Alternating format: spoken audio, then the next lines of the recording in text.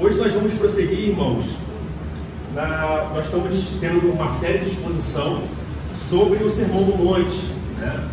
E nós paramos agora em Mateus capítulo 6, a partir do verso 9, onde o Senhor Jesus Cristo, depois de ele criticar a hipocrisia dos fariseus, que buscavam chamar a atenção dos homens por meio da oração, né? Eles buscavam a glória dos homens, a atenção dos homens, e não uma oração a Deus, glorificar a Deus por meio da oração, por meio de suas petições.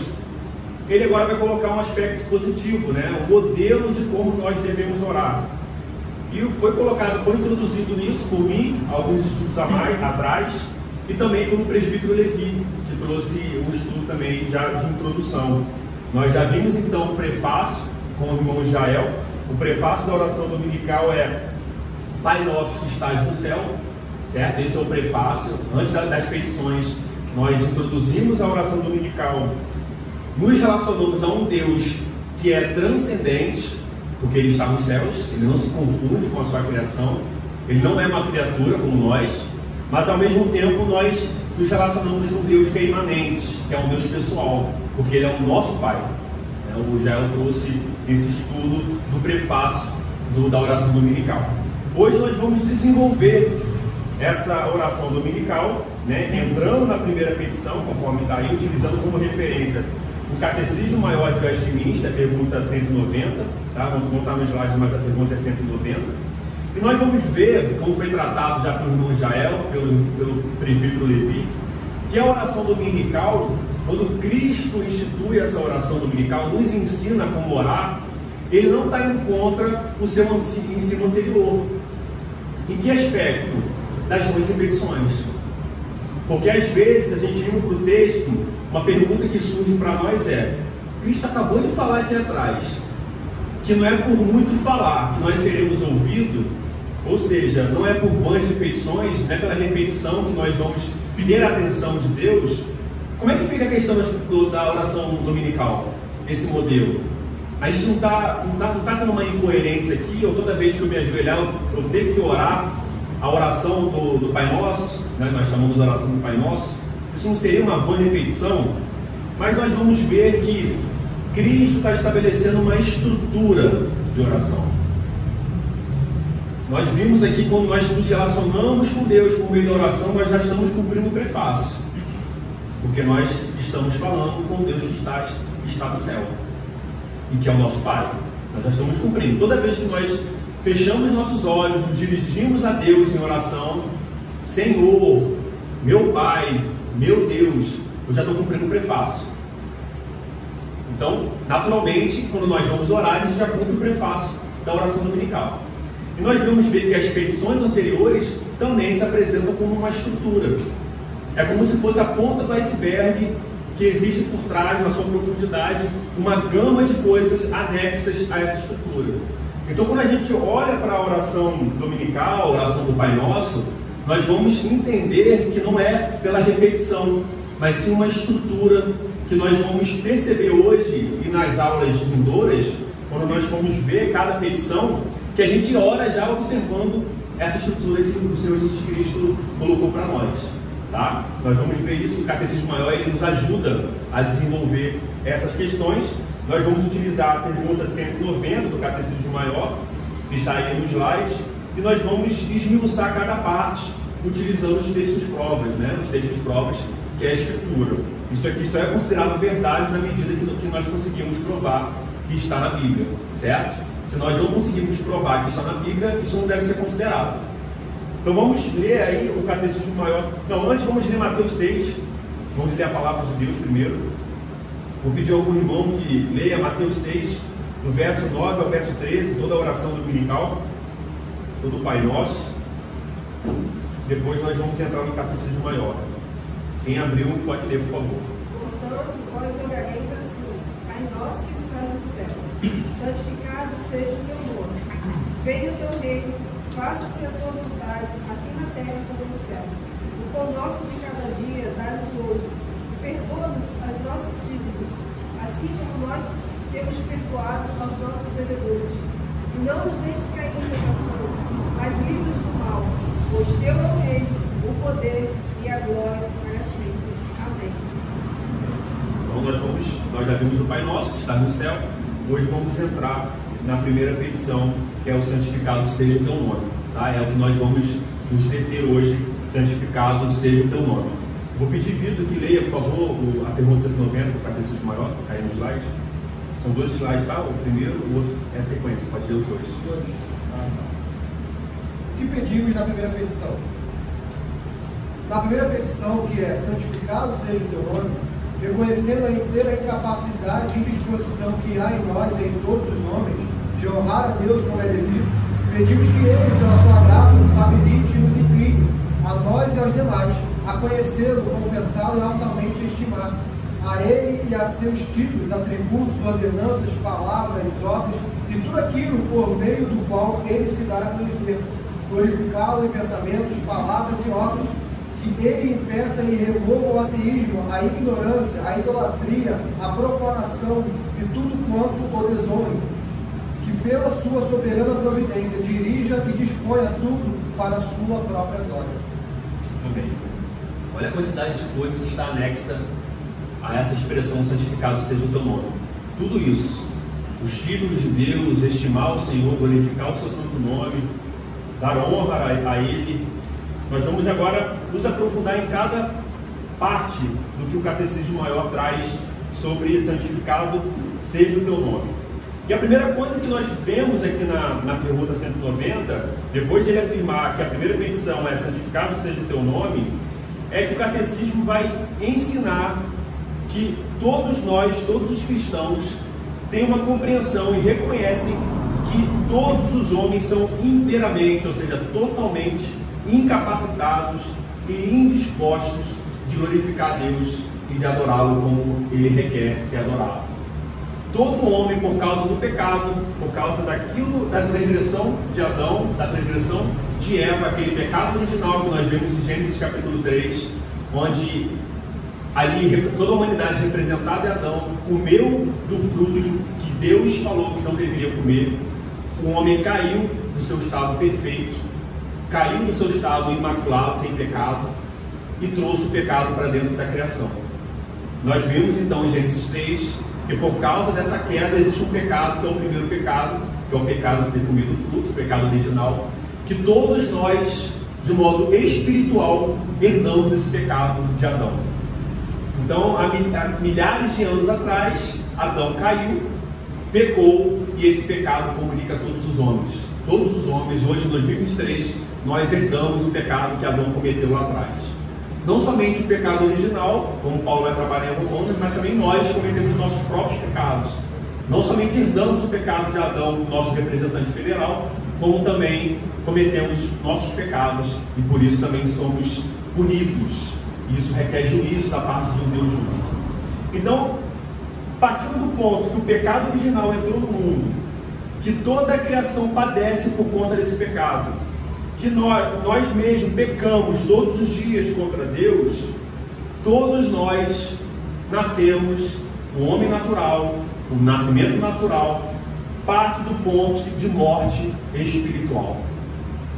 Todo bebê que está nascendo, como foi o nosso processo, nasce morto espiritualmente. Como alguns trabalham, que já trouxe aqui, a questão é um aborto espiritual. O nascimento, apesar de ser um nascimento na questão física do corpo, na questão espiritual, que envolve a relação daquela criatura com Deus de modo salvífico, ela nasce morta. E é necessário que o Deus haja, intervenha nessa situação e faça o morto reviver, que é o que nós chamamos de regeneração, que Cristo ensinou, conversando com Nicodemos em João 3, da necessidade de passar por um novo nascimento, porque se não nascermos de novo na água do Espírito, ninguém pode ver a Deus, ninguém pode entrar no reino de Deus.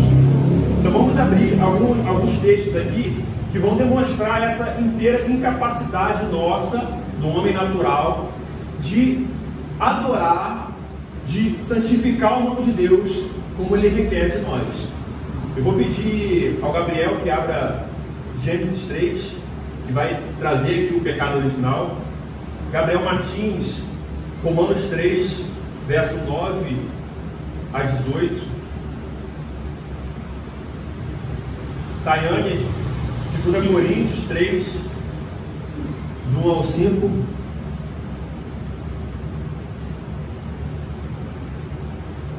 Jael, Salmo 51, 15.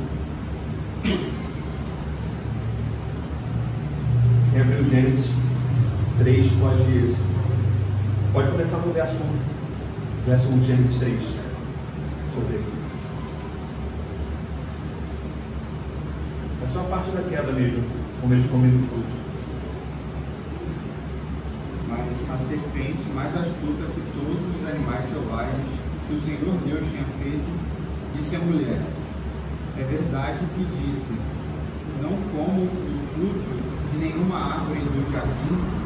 A mulher respondeu à serpente: do fruto das árvores do jardim podemos comer, mas do fruto da árvore que está no meio do jardim, Deus disse: vocês não devem comer dele, nem tocar nele, para que não venham a morrer. Então a serpente disse à mulher: é certo que vocês não morrerão, porque Deus sabe que no dia em que dele comerem, os olhos de vocês se abrirão, e como Deus, vocês serão conhecedores do bem e do mal. Vendo a mulher que a árvore era boa para se comer, agradável aos olhos, e árvore desejável para dar entendimento, tomou do seu fruto e comeu, e deu também ao marido, e ele comeu. Então os olhos de ambos se abriram, e percebendo que estavam nus, costuraram folhas de figueira e fizeram cintas para si. Nós percebemos então aqui que eles transgrediram a ordem de Deus, que falou para eles não comerem do fruto da árvore do conhecimento do bem e do mal, e eles comeram. O pecado se dá não porque a árvore, nós estávamos conversando ontem, né? Às vezes tem uma leitura perigosa aqui em relação a Gênesis 3, porque alguns pastores, né, algumas pessoas vão trabalhar a ideia de que houve uma cobiça, né, que houve questões da mente antes de comer do fruto. Mas a Bíblia é bem clara, tanto em Gênesis 3, como o apóstolo Paulo, quando vai tratar da questão da autoridade do homem e da mulher, quando ela come do fruto, a questão da submissão dela, né, de ser auxiliadora, ele vai trabalhar a ideia que o pecado se dá quando o homem e a mulher comem do fruto. É o ato de comer que faz o pecado entrar no mundo. Tá? Não é o ato da cobiça, porque senão a gente vai entrar num aspecto que o homem já tinha pecado e não era perfeito antes de comer do fruto. Tá? Então, nós temos Deus criando o homem e a mulher perfeitos, sem pecados, e o pecado entrando no ato de comer do fruto do conhecimento do bem e do mal. A árvore em si e o fruto em si não eram maus. Não havia maldade no fruto. Não havia pecado no fruto, e esse pecado entrou dentro do homem quando ele comeu do fruto. O pecado entra por meio do ato de transgressão da ordem de Deus. Tá? Então aquela árvore não era má, não era uma árvore ruim, uma árvore amaldiçoada. Era uma árvore boa e desejável como todas as outras que tinham no jardim. Mas eles transgrediram uma ordem de Deus. É a ordem que faz, a transgressão da lei, da ordem que faz o pecado entrar no mundo, certo? E por conta disso, sujeitou todos nós a esse corpo de pecado, né, que o apóstolo Paulo vai trabalhar. Quem abriu Romanos 3, do 9 ao 18, pode ler, Gabriel. Que se conclui, temos nós qualquer vantagem? Não, de forma nenhuma, pois já temos demonstrado que todos, tanto os judeus como os gregos, estão debaixo do pecado. Como está escrito, não é justo, nenhum sequer. Não há quem entenda, não há quem busque a Deus. Todos se extraviaram, a uma se fizeram inúteis. Não há quem faça o bem, não há nenhum sequer. A garganta deles é sepulcro aberto, como a língua, urdem e engano. Veneno de víbora está nos seus lábios. A boca, eles a têm cheia de maldição e de amargura. São os seus pés velozes para a derramação, e os seus caminhos a destruição e miséria. Desconheceram o caminho da paz. Não há temor de Deus diante dos seus olhos. Amém. Convalida a ideia aqui de que nós estamos inabilitados e indispostos, tá? A incapacidade do homem e indisposição, né? Nós não somos capazes de santificar o nome de Deus como Ele requer. E nós não temos uma disposição, ou seja, a disposição está ligada à vontade, né? Nós não temos uma vontade natural, intrínseca a nós, de buscarmos Deus e santificar o seu nome.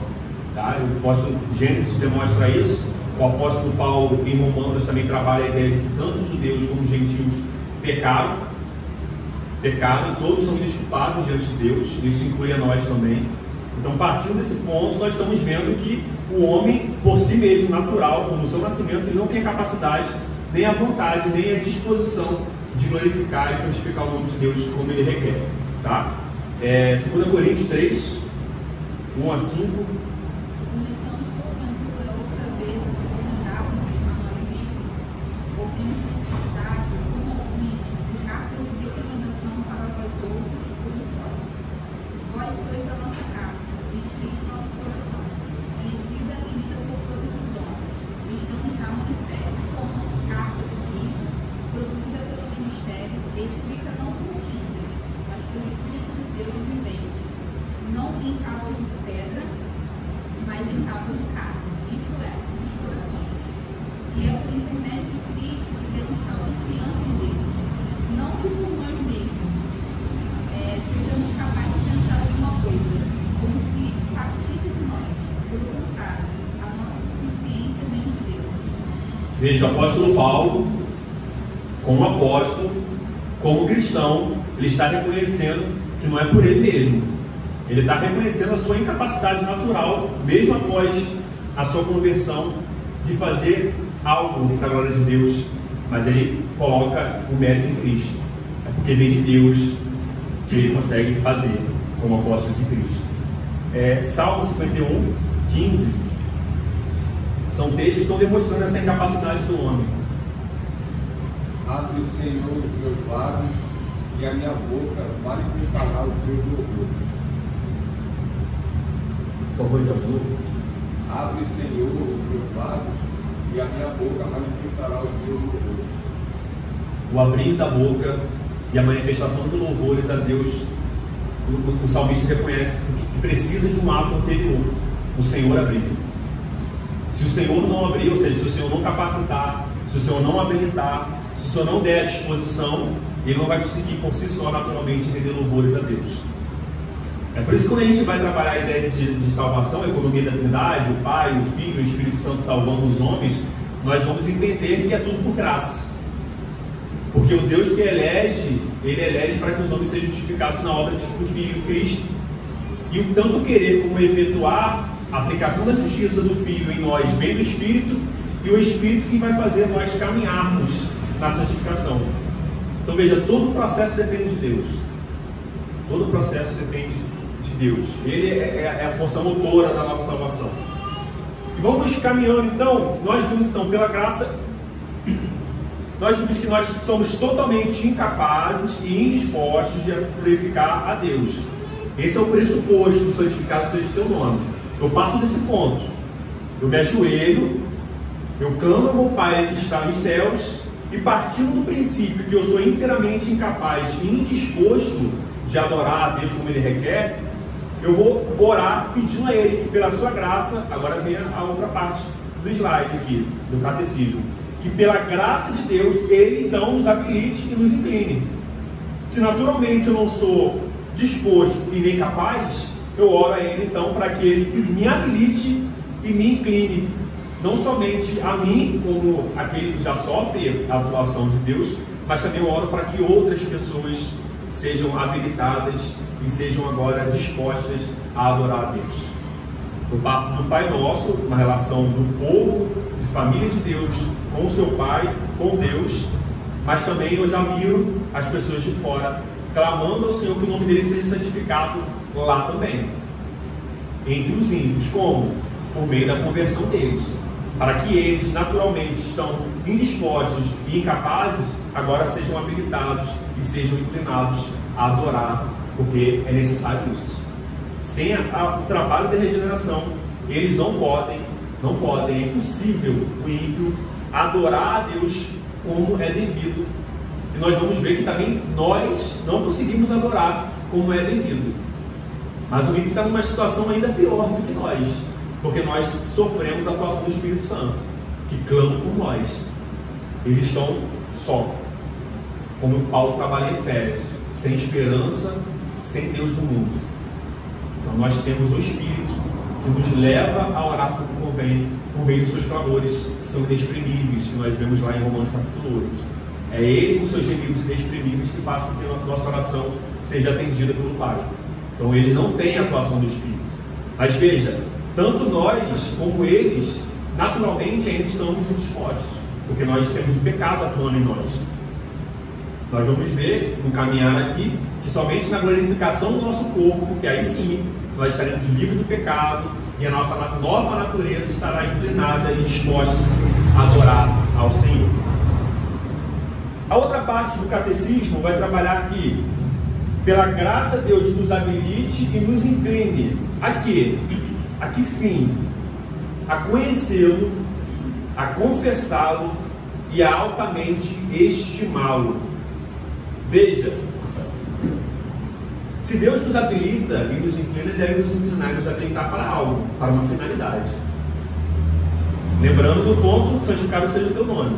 Tá? Aqui é o pano de fundo: santificado seja o teu nome. Ele vai nos inclinar e nos habilitar para que nós venhamos a conhecê-lo, a confessá-lo e altamente estimá-lo. Eu coloquei aqui referência no capítulo 1 da Confissão de Fé de Westminster, porque quando trata da questão de conhecer a Deus, nós vamos ver que em Romanos capítulo 1, o apóstolo Paulo vai informar que a criação revela, demonstra a glória de Deus e revela que existe um Deus, um Criador. Mas essa revelação geral que se dá por meio da criação, ela não é suficiente para a salvação dos homens. Porque olhando para a criação, para a natureza, né, a criação de Deus, o céu, o sol, o mar, isso tudo a gente demonstra realmente: nossa, existe um ser divino, um Criador, que é magnífico, que é o Altíssimo para criar todas essas coisas. Mas eu não tenho a revelação de Cristo olhando para a criação. Eu não tenho a obra de Cristo olhando para a criação. Eu não tenho a doutrina da Trindade olhando para a criação. Eu não tenho a doutrina de que a salvação é pela graça e não por obras olhando para a criação. Veja que o homem ainda está numa situação difícil, porque ele precisa de uma revelação complementar, suplementar e principal, para ele poder crer em um Deus que é pessoal. Porque olhando aqui nós temos a tendência de sermos deístas, né? Então, é aberto, pode ser qualquer divindade, que se revela em várias religiões. Mas com a revelação especial, que é a Sagrada Escritura, nós vamos entender que Deus se revela como especialmente, de modo individual, com os eleitos, com o seu povo, e aí sim nós entendemos, nós somos guiados a conhecê-lo como ele realmente é. O conhecimento verdadeiro de Deus se dá por meio da sua palavra, não fora dela. O principal modo de que Deus se revela, por meio de que Deus se revela, é a palavra dele. É de Gênesis a Apocalipse que nós conhecemos o Deus que nós servimos. Que aí sim nós podemos chamá-lo de Pai. Que aí sim nós podemos entender os seus atos de criação em Gênesis capítulo 1. Que aí sim nós podemos entender o pecado, a queda, tudo isso que envolve a nossa vida do nascimento, e no caso nós que confessamos Cristo, com a regeneração e com a salvação final pela palavra. Se nós estamos aqui reunidos hoje, é por causa da palavra, certo? Então nós temos que entender, quando ele fala aqui que ele nos habilite a conhecê-lo, é conhecê-lo por meio da fé, que ele nos dá a crer na sua palavra, por meio do qual ele se revela. Não somente conhecê-lo, mas confessá-lo. Nós podemos ter um certo conhecimento de Deus por meio da palavra, mas sem fé nós não podemos não confessar essa doutrina como verdadeira. Há conhecimento de Deus, não conhecimento completo, um certo conhecimento, mas se nós não confessamos Ele, nós não somos filhos. Nós violamos o Pai Nosso. Pai Nosso, filhos, por que filhos? Porque são levados a conhecer Deus por meio da sua palavra, guiados pelo Espírito, por meio da fé, E não somente conhecê-lo, mas confessar esse Deus. Confessar que esse Deus é o Criador. Confessar que Jesus Cristo é nosso Senhor. Confessar que o Espírito habita em nós, faz morada em nós e traz as obras e o fruto do Espírito. A nossa doutrina requer confissão. Certo? Tudo que nós aprendemos, nós devemos confessar. É por isso que no processo de recebimento de novos membros, há uma necessidade de se passar pelo processo de catecúmenos, né, a classe de catecumenato, onde as doutrinas vão ser expostas. Com as doutrinas sendo expostas, nós damos aquilo que é crucial, sendo expostos a Deus, e ao final, depois, conversando com o conselho, com a liderança da igreja, esses irmãos vão confessar que realmente creem na palavra de Deus, creem no ensino como sendo da parte de Deus. E não somente confessá-lo, mas depois de conhecer, prosseguir em conhecer, porque Deus é inesgotável, confessar a palavra dele, o seu santo nome, ele como Deus, nós devemos também altamente estimar. Aí envolve a questão de afeição agora. Se o conhecer e o confessá-lo está mais ligado à questão cognitiva e volitiva, raciocínio e vontade, agora no estimar nós estamos conectando, trazendo a afeição, os nossos sentimentos em relação ao Deus que nós estamos querendo que seja santificado o seu nome. Isso tudo, prosseguindo, ele vai trazer conhecer, confessar e altamente estimar somente o nome de Deus. É somente o nome de Deus. Nós vimos isso no Decálogo, na questão da quebra do terceiro mandamento, que é não tomar o nome de Deus em vão, que nós vamos ver que o nome de Deus é do gênero, podemos tratar como um gênero que tem várias espécies. O gênero, o nome, mas não somente o nome, mas os títulos, os atributos, as ordenanças, a palavra, as obras e tudo por meio do qual Deus se faz conhecer. Nós devemos zelar, nós devemos altamente estimar, nós devemos conhecer por meio dessa obra, por meio do qual Deus se faz conhecido. Então veja, títulos de Deus, os nomes de Deus. Deus é Senhor, Ele é Yahvé, né, como os judeus chamavam, Ele é Elohim, Ele é Adonai. Os atributos de Deus: Deus é onisciente, Deus é onipresente, Deus é amor, Deus é justo, Deus é santo, por aí vai, são os atributos de Deus. Se eu tento guardar, não tomar o nome de Deus em vão no meu dia a dia, ou seja, bati com o dedinho na ponta da mesa, não tomei o nome de Deus em vão, não falei o nome de Deus em vão. Mas no Instagram eu estou rindo porque estão fazendo piada da escritura, de histórias bíblicas. Veja, eu tomei o nome de Deus em vão. Eu não estimei os títulos de Deus.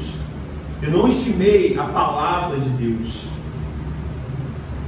Não é só o nome. Tudo isso é englobado. As obras dele. Se eu vejo pessoas, ou eu mesmo, fazendo chacota em qualquer ato que envolve a salvação de Deus, veja, irmãos, como nós estamos relacionando com tudo que envolve Deus, não é brincadeira. Nós temos que partir desse ponto. Deus não é um Deus de brincadeira. Nós podemos brincar, o Senhor nos dá meios de brincadeiras saudáveis para nós nos relacionarmos com Ele, entre os irmãos. Nós brincamos, nós rimos, mas quando nós nos direcionamos a Deus, nós temos que entender que nós estamos falando com o Altíssimo, com o Criador de todo o cosmos, com o Deus que deu o seu Filho unigênito para que nós possamos chamá-lo de Pai. Não há espaço na Escritura para nós nos relacionarmos com esse Deus brincando, fazendo chacota. Não tem texto bíblico que nos dá margem e nos dá um alvará, digamos assim, para que nós possamos fazer isso. Não dá. Abraão não brincou diante de Deus, Moisés não brincou diante de Deus, os apóstolos não brincaram diante de Deus. Nós devemos estimar o nome do Senhor. E isso vem os atributos dele, as ordenanças dele, como nós tratamos os sacramentos, a Santa Ceia, o batismo. É por isso que quando nós vamos conversar, por exemplo, com os irmãos batistas, a questão que envolve a forma do batismo, nós devemos ter cuidado, de certa forma, com as brincadeiras que envolvem isso. Porque, dependendo de como nós estamos guiando, nós estamos brincando com uma ordenança. Porque o batismo é um sacramento, é a ordenança de Deus. É por isso que, apesar da diferença que nós entendemos que é secundária, a gente tem que ter cuidado até onde nós brincamos. Né? Que às vezes alguns extrapolam a brincadeira que envolve um sacramento, que é o batismo, né? Que é uma questão que envolve novo nascimento. Né? Então, veja, tem infinidade de coisas para brincar. Futebol, quem gosta de jogar game, série, diversas coisas para brincar na criação, que não é necessário de utilizar o nome de Deus. Veja como está caminhando o catecismo. Olha o que está anexo a santificado seja o teu nome. Ele parte de um cenário mostrando a nossa inabilidade, indisposição, e está caminhando. Se eu, como cristão, estou pedindo ao Senhor que o nome dele seja santificado, eu tenho que entender que eu sou pecador, eu tenho que entender que essa habilitação vem por meio da graça, que nós estamos vendo aqui, e ela vem para um fim. Qual fim? Para que nós venhamos conhecer, confessar e altamente estimar os seus títulos, os seus atributos, as suas ordenanças, as suas obras e tudo aquilo que ele se dá a conhecer. Somente isso, que é uma questão mais externa? Não. Ele vai trazer também que nós devemos glorificar esse Deus em nossos pensamentos, em nossas palavras e obras. Veja como é prático. Nossa fé é prática. Se nós pararmos aqui atrás, fica um pouco mental a situação. Mas veja, tudo isso também deve ocorrer interiormente nos meus pensamentos e nas minhas palavras. E aqui a gente traz para o nosso tempo.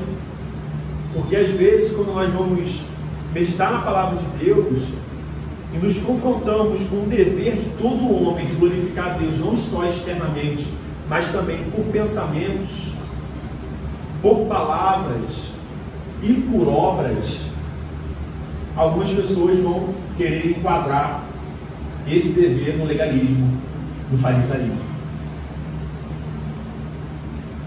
O problema, irmãos, nós estamos vendo isso no Sermão do Monte.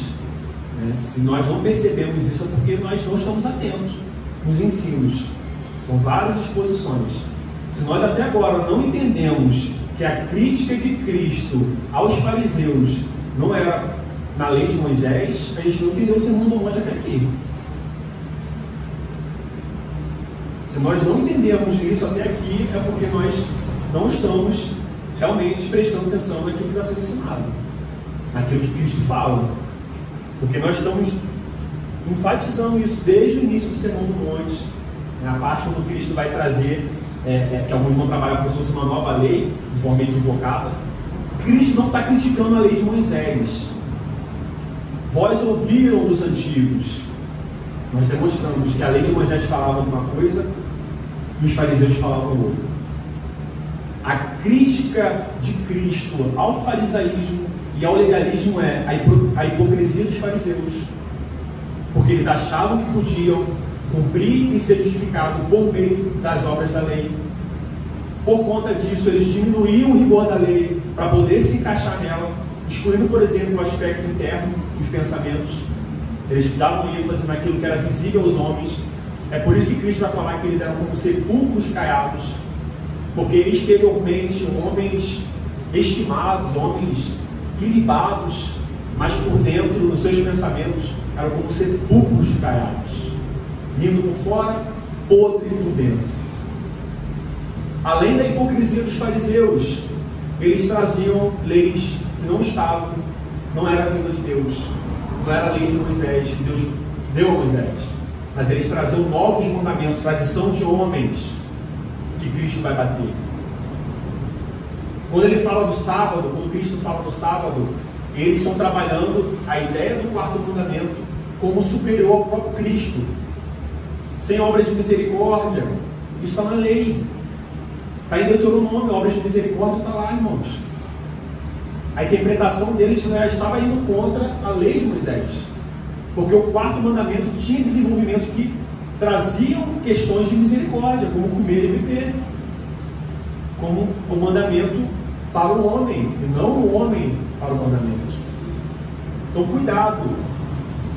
quando nós buscamos com o meio do Espírito querer viver de acordo com a palavra de Deus, nós estamos glorificando o Senhor. Esse é o nosso dever. É por isso que somos cristãos.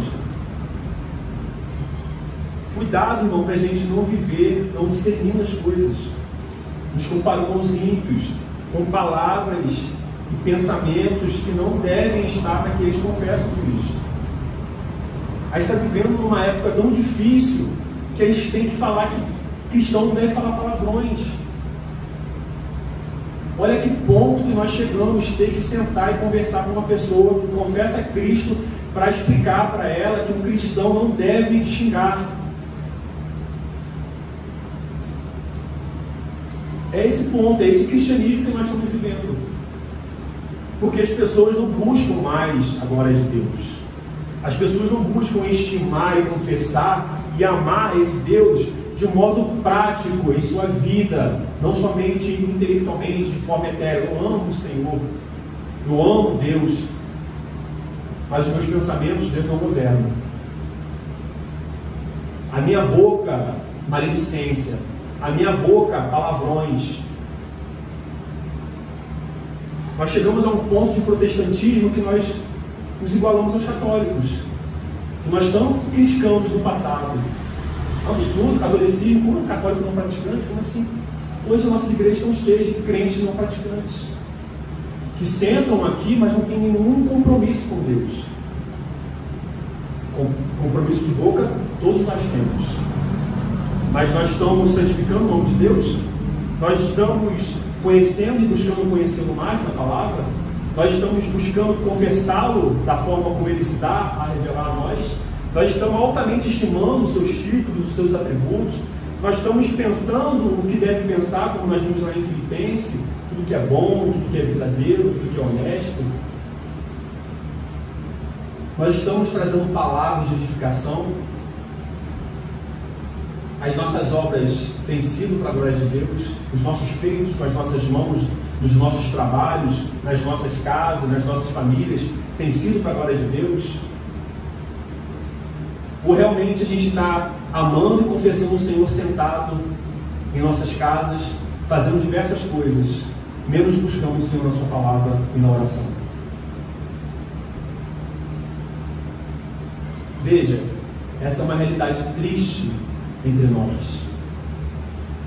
A gente conversa muito lá em casa, com alguns amigos, a gente critica o nosso governo, a gente critica a corrupção aqui fora no nosso município, a gente critica como o cristianismo não tem influenciado lá fora. Mas como nós vamos querer que o nome de Deus seja santificado se nós, dentro das nossas igrejas, não santificamos o nome de Deus? De modo prático. De modo prático, irmãos. A fé é para ser vivida. Não tem como falar que eu amo o Senhor, que Ele é algo mais importante da minha vida, que sem Ele eu não vivo, se eu não dou a mínima de estar no culto a Ele, adorando esse Deus. Se a minha organização da minha vida, Deus é colocado por canto, eu boto meu trabalho, eu boto minha família, eu boto qualquer coisa, e Deus vai ser encaixado onde tem uma lacuna.